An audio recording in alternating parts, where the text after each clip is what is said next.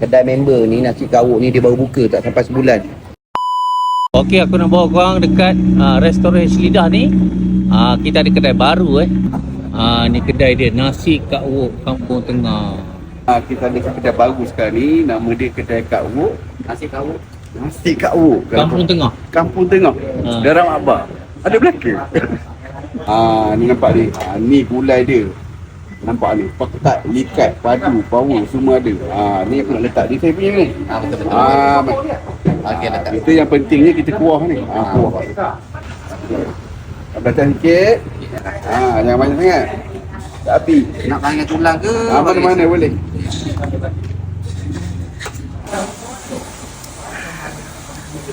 Orang kalau peminat nasi Kak Wok boleh datang kat sini. Nasi Kak Wok Kampung Tengah, kedai baru buka. Wajib cuba. Alhamdulillah.